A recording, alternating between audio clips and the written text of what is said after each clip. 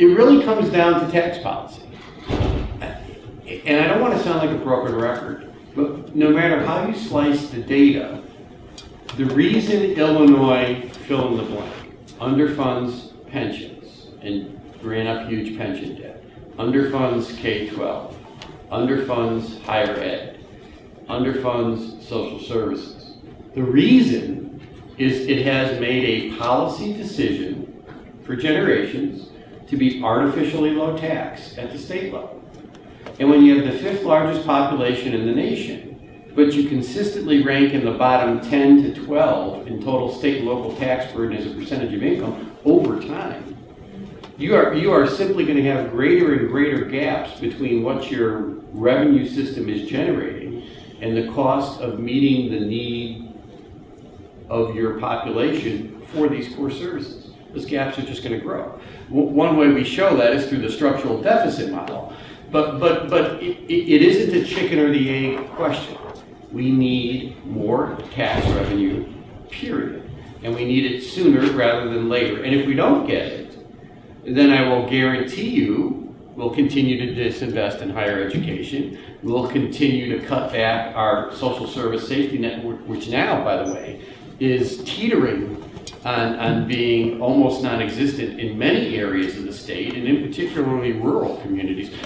The number of, for instance, domestic violence shelters and centers in the rural areas of Illinois have diminished to the point where many communities just don't have one that they can get to without driving 150, 200 miles.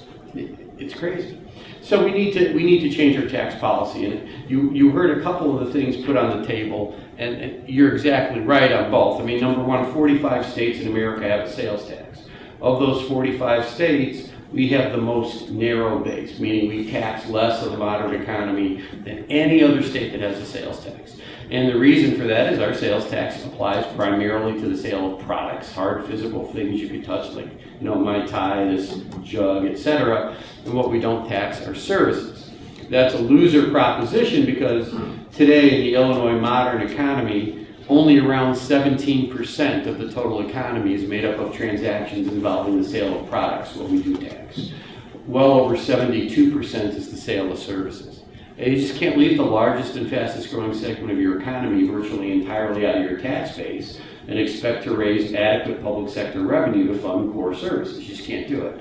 And expanding our sales tax base to include consumer services only, you wouldn't do business to business, you wouldn't do agriculture, et cetera, et cetera. You would only do consumer services, so haircuts, lawn care, bowling, health clubs, auto repair, services, things we buy in the consumer economy.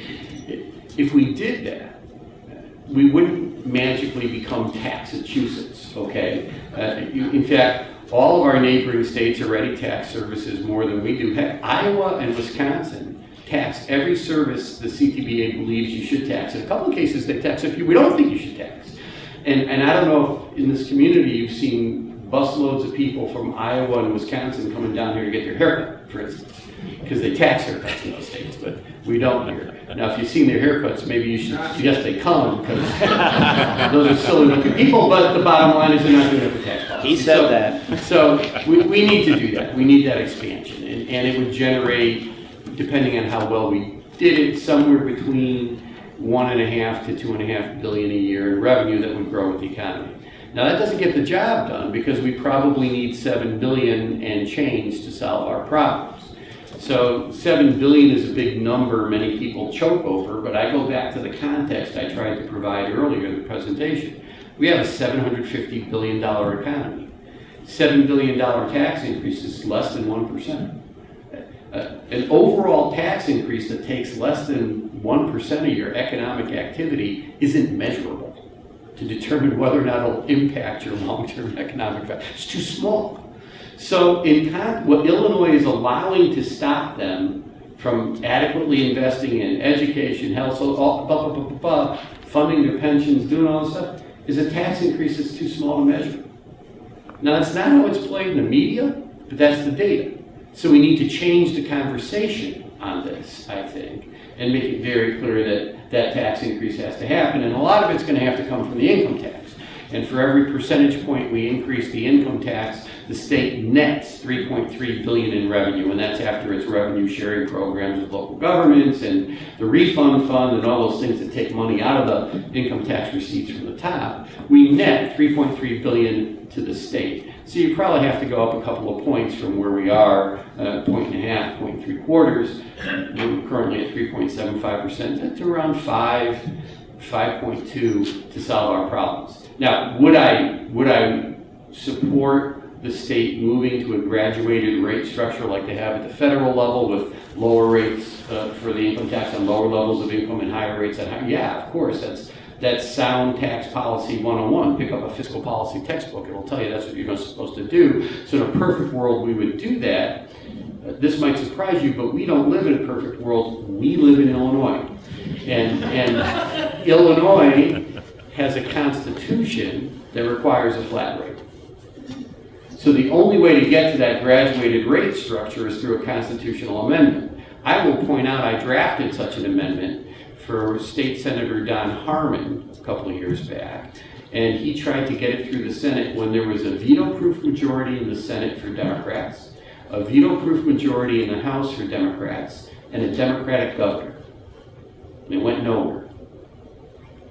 Now we've lost the veto-proof majority in the House for the Democrats.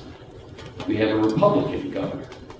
I don't think that improves the prospects of passing an amendment to the Constitution to create a graduated rate structure.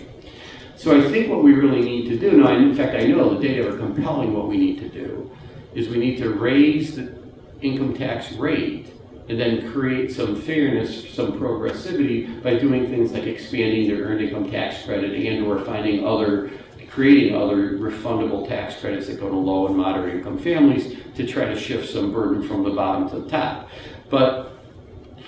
And here's something that might sound odd, once again it's true, and I'm going to try to back it up in a second.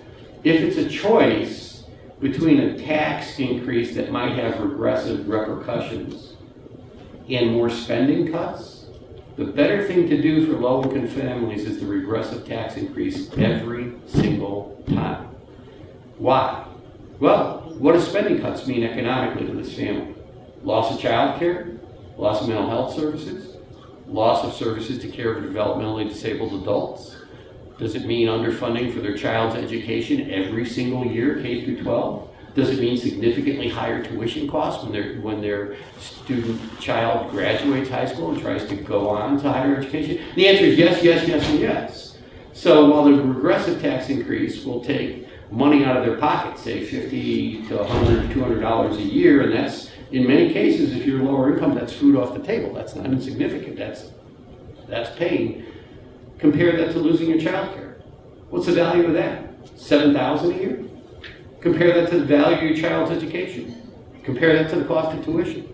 So in other words, in an imperfect world, you really have to drill down to get to the core problem and solve the biggest problems first, and then try to solve other problems that aren't quite as big down the road. Our biggest problem is lack of fiscal capacity on the front end to make adequate investment in core services as demanded by our population.